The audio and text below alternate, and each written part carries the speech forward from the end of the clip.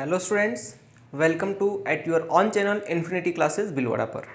हम लोग पार्टनरशिप में चैप्टर जो है हमारा फंडामेंटल्स ऑफ पार्टनरशिप वो डिस्कस कर रहे हैं। Class 12th CBSE as well as Rajasthan board दोनों के लिए इम्पोर्टेंट है। तो सभी स्टूडेंट्स एक बार क्लास को शेयर कर दें और कमेंट लाइक करके हमें ज़रूर बताएं कि सर क्लास कैसी लग रही है आपको। पुरानी वीडियो अगर आप लोगों ने नहीं देखें तो ज़रूर देखें। हम लोग कोशिश कर रहे हैं कि आपको हम कंप्लीट कोर्स अवेलेबल करवाएं, तो आप सभी अभी इस फ्री टाइम में इस टाइम को यूटिलाइज़ करें, बिकॉज टाइम बहुत कीमती है, हमें समय का सदुपयोग करना है। चलिए आज जो हम टॉपिक डिस्कस करेंगे वो है past adjustments.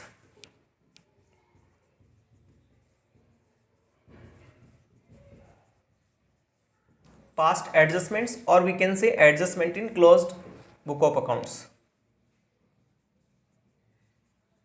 Adjustments in closed book of accounts।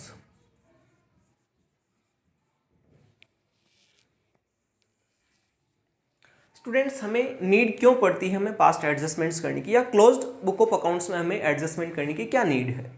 बहुत सारी बार हम अकाउंटिंग करते हैं तो कुछ मिस्टेक्स हो जाती है, ह्यूमन बीइंग है, मिस्टेक्स होना लाजमी है, और या फिर कुछ चीज़ें चार्ज होना या अलाउड करना भूल जाते हैं और उसका पता हमें बाद में जाके चलता नेक्स्ट ईयर में, तो फिर हमें एडजस्टमेंट करने होंगे।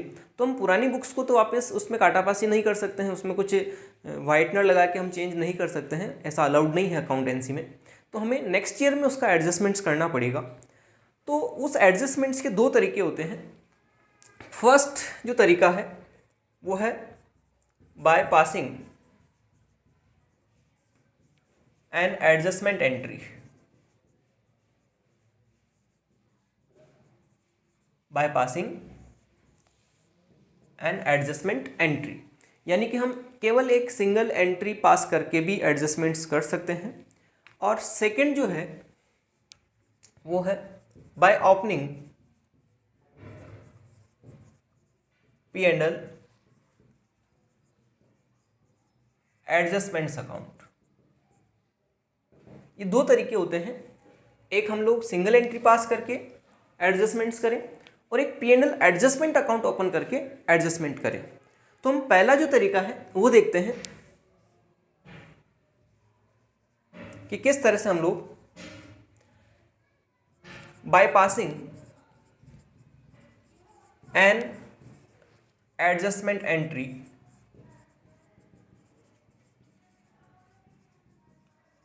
जब हम लोग एक एडजस्टमेंट एंट्री पास करके एडजस्टमेंट करेंगे तो हमें एक टेबल बनानी पड़ेगी जिसको हम बोलते हैं एडजस्टमेंट टेबल। एडजस्टमेंट टेबल, इसका फॉर्मेट देखें किस तरह से बनेगा।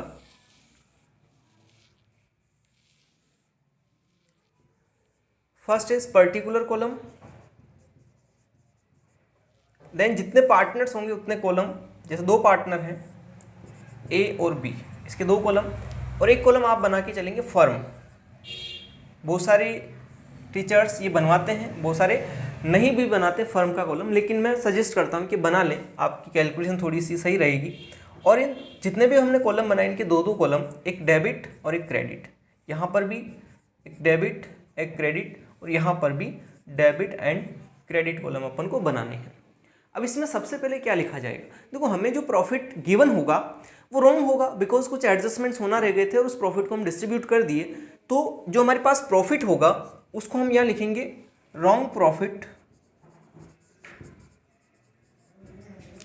अब उस रॉन्ग प्रॉफिट को रिवर्ट करना है। जब हम डिस्ट्रीब्यूट कर चुके होंगे तो पार्टनर्स के कैपिटल में क्रेडिट हुआ होगा, जब उसको रिवर्ट करेंगे तो कहाँ चला जाएगा, पार्टनर्स कैपिटल के डेबिट में। तो इस इट मीन्स इसे क्या करना है, अपन को रिवर्ट करना है, और रिवर्ट करके कहाँ लिखना है, डेबिट में। हमेशा ध्यान रखना, पार्टनर्स का अगर डेबिट चल रहा है तो फर्म के लिए वो क्रेडिट होगा, और फर्म में क्रेडिट है इसका मतलब पार्टनर्स का वो डेबिट है। जस्ट अपोजिट होगा कि फर्म के लिए कोई चीज़ इनकम है तो पार्टनर्स के लिए एक्सपेंस है, और पार्टनर के लिए कोई इनकम है तो फर्म के लिए वो एक्सपेंस होगा। तो यहाँ प्रॉफिट हमने डेबिट किया है तो फर्म के लिए क्या होगा, वो क्रेडिट होगा। अगर हमें प्रॉफिट दे रखा है तो लिखना, नहीं दे रखा तो ये कॉलम लिखना ही नहीं, ये पॉइंट बनेगा ही नहीं। ठीक है, जो चीज़ें अपन रह चुकी है, अब जैसे क्या क्या अपन भूल सकते हैं, तो IOC अगर देना ही भूल गए अपन तो अपन अब दे देंगे आईओसी क्रेडिट होता है तो क्रेडिट ही करना है, इन पार्टनर्स का क्रेडिट मतलब फर्म का डेबिट होगा। बहुत सारी बार हम interest on capital wrong rate से भी अप्लाइड कर देते हैं, है ना। तो आईओसी अगर अपन ने गलत कर दिया तो उसको सही करेंगे, आईओसी रॉन्ग आईओसी, तो रॉन्ग आईओसी जो होगा उसको रिवर्ट करने के लिए अपन को डेबिट में लिखना पड़ेगा और ये कहाँ जाएगा, फर्म के क्रेडिट में। सही आईओसी है वो तो क्रेडिट में लिखना है और रॉन्ग आईओसी अगर दे दिया अपन ने तो फिर अपन उसको डेबिट में लिखेंगे। इसी तरह से आईओडी अगर हम चार्ज कर रहे हैं तब वो डेबिट में जाएगा, पहले चार्ज अगर नहीं किया तो, और इनका डेबिट मतलब फर्म का क्रेडिट। और अगर हमने रॉन्ग रेट से अगर आईओसी चार्ज कर दिया आईओडी तो रॉन्ग आईओडी कहाँ जाएगा, पार्टनर्स के क्रेडिट और फर्म के डेबिट में लिखा जाएगा। इसी तरह से किसी पार्टनर का सैलरी, कमीशन या बोनस कुछ भी देना भूल गए अपन प्रीवियस ईयर में तो अब देंगे तो ये क्रेडिट में लिखा जाएगा। पार्टनर्स का क्रेडिट मीन्स फर्म का डेबिट होगा। जो चीज़ें भूल गए उनको आपको लिखना है।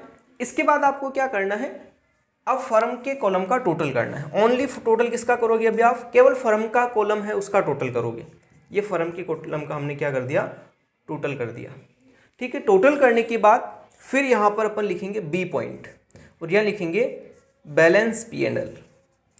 बैलेंस पी एंड एल यानी एडजस्टमेंट करने के बाद अब पी एंड एल कितना बचेगा, तो ये कैसे निकलेगा, आपका जो फर्म की टोटल करी उसकी क्रेडिट में से डेबिट को माइनस कर दो। क्या करना आपको, इस क्रेडिट की टोटल में से डेबिट को माइनस करो। अगर प्लस में आता है तो प्रॉफिट होगा और माइनस में आएगा इट मीन्स वो लॉस है। ठीक है, ये टोटल कर लिया अपन ने। अब जो बैलेंस प्रॉफिट अगर आता है तो प्रॉफिट को डिस्ट्रीब्यूट करेंगे, पार्टनर्स को मिलेगा, पार्टनर्स क्रेडिट में जाएगा। अगर प्रॉफिट आया तो क्रेडिट में लिखना है और ये अगर नेगेटिव वैल्यू आ रही इट मीन्स लॉस है तो फर्म के कहाँ जाएगा, डेबिट में चला जाएगा। तो यहाँ पर पार्टनर्स का क्रेडिट मतलब फर्म का डेबिट लिखा जाएगा। ये डिस्ट्रीब्यूट करने के बाद फिर आपको क्या करनी है, सभी की टोटल करनी है अगेन। अब सारे कॉलम्स की टोटल करेंगे, पार्टनर्स के डेबिट क्रेडिट की भी और फर्म के डेबिट क्रेडिट। यहाँ तक टोटल हो चुकी, केवल ये टोटल करनी है अपन को। ये टोटल होने के बाद फिर लास्ट अपन निकालेंगे बैलेंस। अगला कॉलम जो होगा हमारा बैलेंस का कॉलम होगा। अब बैलेंस कैसे निकालना है, तो जैसे एक एक डेबिट और क्रेडिट है इनका कंपैरिजन करना है। सपोज यहाँ पर डेबिट की टोटल आ रही 5000 और इसकी आ रही 4000। ऊपर लिख देता हूँ टोटल, यहाँ सपोज आई 5000 टोटल और यहाँ पर टोटल आई सपोज 4000। तो 1000 का बैलेंस बचा है तो 1000 का बैलेंस यहाँ पर लिखा जाएगा। अब जो टोटल ज़्यादा वो बैलेंस माना जाएगा। तो टोटल कौन से ज़्यादा है, डेबिट की, तो यहाँ पर लिख दो डेबिट और 1000 लिख दो क्रेडिट कॉलम में। इट मीन्स ये डेबिट का बैलेंस है। सिमिलरली बी के कॉलम की भी टोटल करेंगे। सपोज यहाँ पर 6000 आ रहा है और यहाँ पर आ रहा है 5000।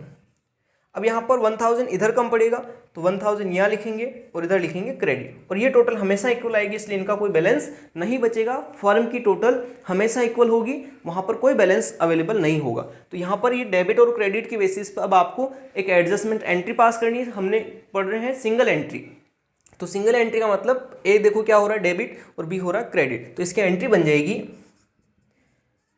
एज कैपिटल और करंट, जैसा भी सिचुएशन हो, अकाउंट डेबिट टू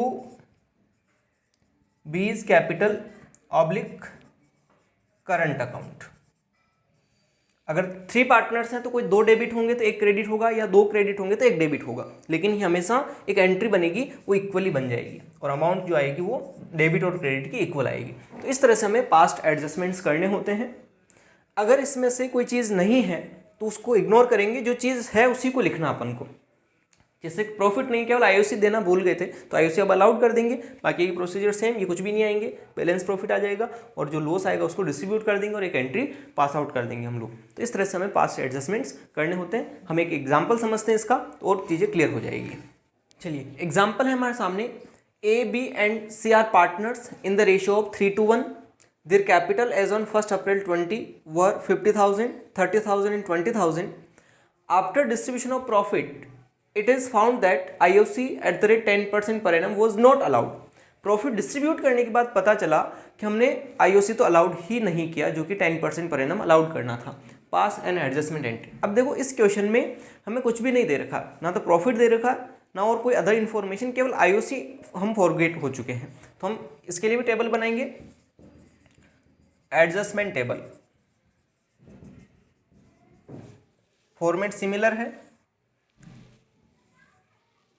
3 पार्टनर्स है तो पार्टनर्स के 3 कॉलम और एक फर्म का कॉलम रहेगा और इनके डेबिट क्रेडिट चलेंगे।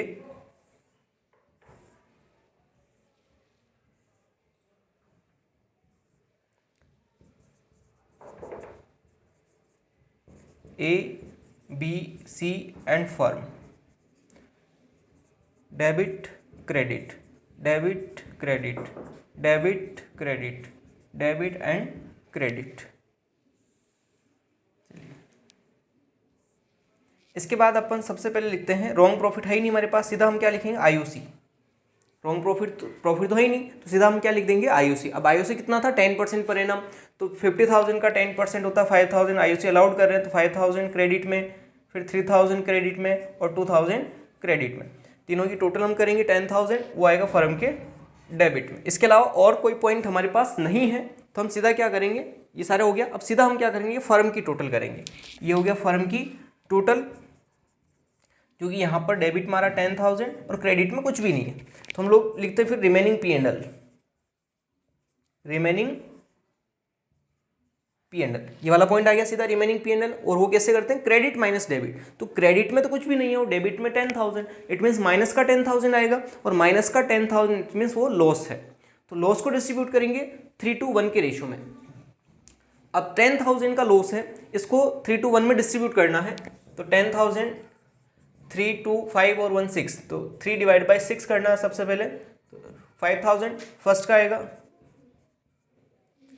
डेबिट में आएगा क्योंकि लॉस है। फिर सेकेंड 2/6, 3 टाइम्स 3 से कटेगा 3,333 और फिर 1/6, तो ये कटेगा 1,667। तो इस तरह से ये डिस्ट्रीब्यूट हो गया। और यहाँ पार्टनर्स के हम सभी में डेबिट लिख रहे हैं, तो फर्म के कहाँ लिखेंगे, क्रेडिट में लिखेंगे।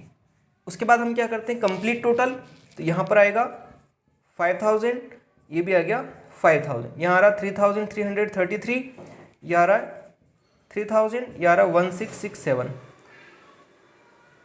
और ये आ रहा है 2,000 और ये टोटल इक्वल आ रही है 10,000 दोनों तरफ लिख देंगे, तो 10,000 एंड 10,000 की टोटल हो गई। ये हो गया टोटल।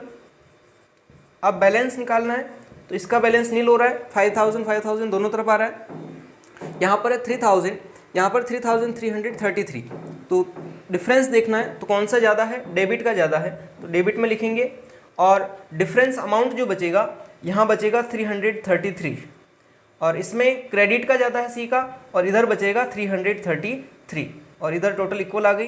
तो हमारे पास अब जो एंट्री बनी वो बी तो डेबिट हो रहा है और सी क्रेडिट हो रहा है, ए का बैलेंस नील हो गया तो ए एंट्री में नहीं आएगा, तो एंट्री हम क्या करेंगे, B is capital account debit, B is capital account debit to C is capital account और अमाउंट आएगी 333।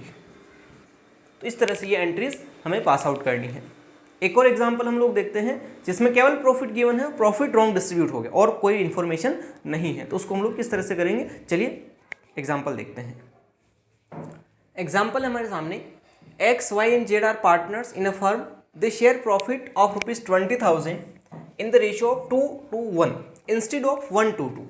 इन्होंने इसमें बांट दिया है जबकि बांटना इसमें था, तो ये रॉन्ग है और ये करेक्ट रेशियो है। चलिए एडजस्टमेंट टेबल बनाते हैं।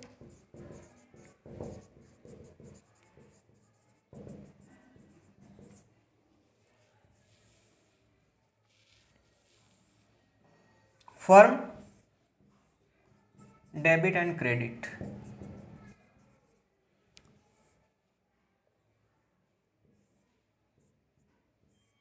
Z debit and credit,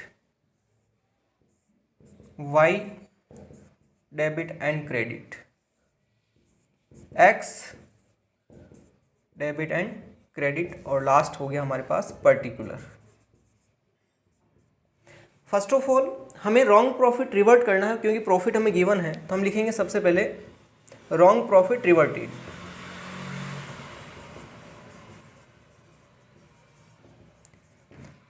profit है 20,000, रेशियो रॉन्ग जो है वो ये वाला है, जबकि होना इस रेशियो में चाहिए था।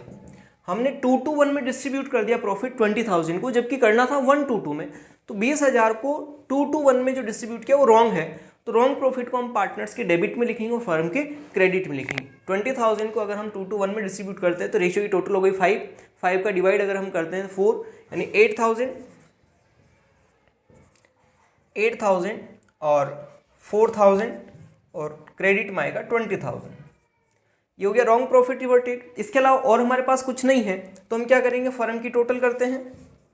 ये टोटल कर दी साहब, यहाँ कुछ नहीं आ रहा है, यहाँ 20,000 आ रहा है। फिर हम बी पॉइंट लिखते हैं रिमेनिंग P&L।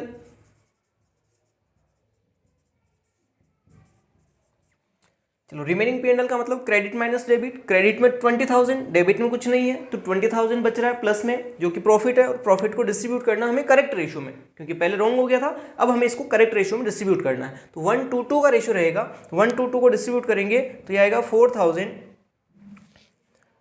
फिर आएगा 8,000 और फिर आएगा 8,000, और इसकी टोटल डेबिट में आ जाएगी 20,000। अब क्या करना है, टोटल करनी है अगेन। 8,000, 4,000, 8,000, 8,000, 4,000, 8,000, 20,000 और 20,000, ये होगी टोटल। लास्ट हम निकालेंगे बैलेंस।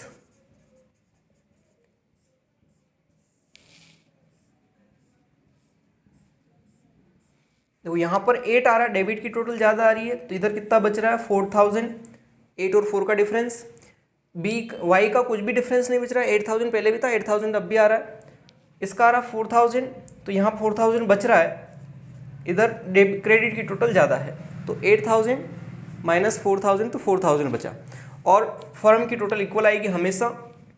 अब एंट्री क्या बनेगी, एक्स को तो हम डेबिट करेंगे 4,000 से और जेड को क्रेडिट करेंगे 4,000 से, और वाई का बैलेंस कुछ नहीं आएगा, तो एंट्री बनेगी X capital account debit to जेड्स capital account, X capital account debit to जेड्स कैपिटल अकाउंट, जिसमें अमाउंट आएगा 4,000 एंड 4,000। ठीक है, इस तरह से ये हमें कैलकुलेट करना है, और ये एडजस्टमेंट एंट्री इस तरह से होती है।